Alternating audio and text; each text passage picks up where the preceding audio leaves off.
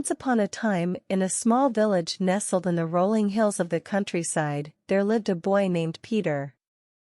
Peter was a mischievous and curious boy, always getting into trouble and looking for new adventures. One day, Peter was tending to his flock of sheep on a grassy hillside. It was a warm, sunny day, and the sheep were happily grazing on the lush green grass. But Peter was feeling bored, and he wanted to have some fun. So he came up with a plan.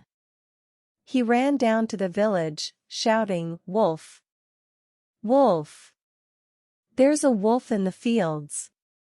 Come and help me!" The villagers, hearing Peter's cries, rushed out of their homes and ran to the fields to help Peter chase away the wolf. But when they got there, they found no wolf at all. "Peter, you naughty boy! You have tricked us," said the villagers. "Don't cry wolf unless there really is one." But Peter just laughed and ran back to his sheep, feeling pleased with himself for tricking the villagers. The next day, Peter was tending to his sheep again, and he got bored once more. So he came up with another plan. He ran down to the village, shouting, "Wolf! Wolf! There's a wolf in the fields! Come and help me!" The villagers, remembering the trick Peter had played on them the day before, hesitated to come to his aid. But eventually, they decided to help Peter anyway, just in case there really was a wolf this time. But when they got to the fields, there was still no wolf to be found. "Peter, you wicked boy! You have tricked us again," said the villagers. "Don't cry wolf unless there really is one." But Peter just laughed and ran back to his sheep, feeling even more pleased with himself for tricking the villagers again. The next day, Peter was tending to his sheep once more, and he got bored yet again. So he ran down to the village, shouting, "Wolf! Wolf! There's a wolf in the fields! Come and help me!" This time, the villagers were angry with Peter.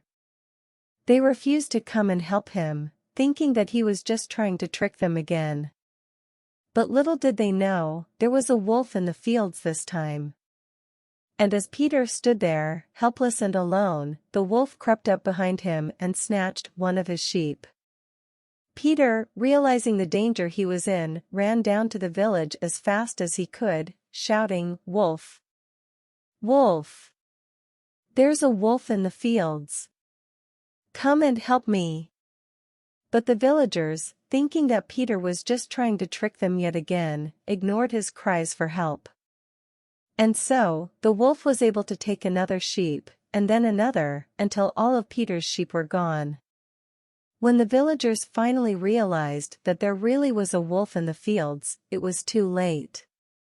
They rushed to the fields, but the wolf had already fled, taking all of Peter's sheep with it.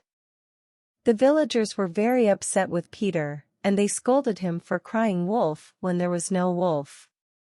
"You have learned your lesson, Peter," said the villagers.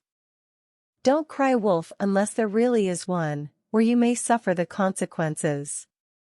And from that day on, Peter was more careful about what he said and did, and he learned to tell the truth, even if it meant getting into trouble.